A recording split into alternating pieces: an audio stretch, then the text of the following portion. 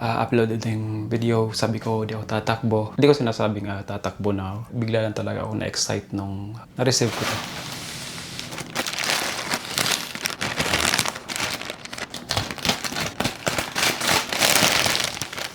Di ko alam kasi konting excitement lang nung nung nag-registered ako. Then nung tumakbo ako ng 42K, mas lang nawala yung excitement ko. And then yun, nung na-receive ko yun kanina, na-excite ako bigla. Payapa na sana yung isip ko eh. Sabi ko wala na akong alalahanin ba. Tatakbo na lang ako ng tatakbo dito. Bira eh.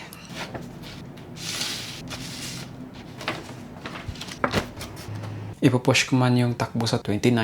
Kampante ako na kaya. Ang hindi lang talaga ako sure is kung makakarating kaya ako doon. Kung makarating man, hindi kaya late. Isa sa problema ko ngayon is susuoting sapatos kasi 3 na lang yung running shoes ko dyan na medyo okay. Wala namang pang marathon kasi dyan. Isang option ko, Zoomfly 6, yung sinuot ko rin dati nung nag-42K ako. Kaya lang, nangitim yung dalawang daliri ng kuko kasi magkabilaan. Yung dito. Sakto lang yung fitting niya talaga. Pagkakaalam ko kasi habang tumatagal na, kung sabaga yung babad na babad yung paa mo sa kakatakbo, lumalapad daw, not sure. Naramdaman ko yung sakit kasi nasa 38K na ako. So, iniinda ko na yung sakit na yun hanggang 42K. The rest, all goods. Kung tatakbo man ako, may sariling mundo na naman ako dyan. Kasi gano'n naman lang.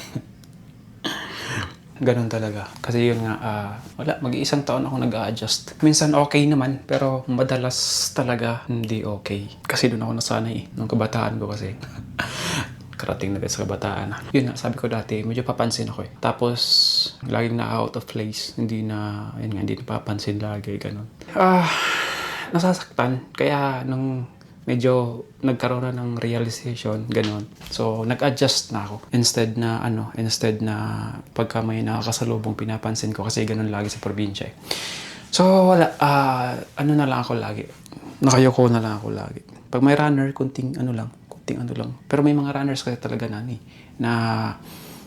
talagang good morning, ganun.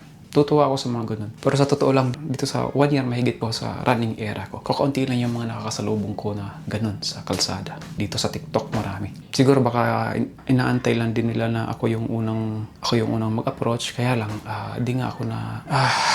ang hirap yan. Yun nga, kaya nung lagi kong mga sinasabi dito, pinipilit kong mag-adjust. Sana totally makapag-adjust ako bago pa man ako mag-retire dito sa running era. Kahit mag-isa lang ako, nasasulok lang talaga ako lagi. Pero pag halimbawa tumakbo ako pagkatapos ng takbo, parang iingay ko. Hindi ko maiwasan talaga. Hindi ko maiwasan mag-record. Pasensya na. Sorry.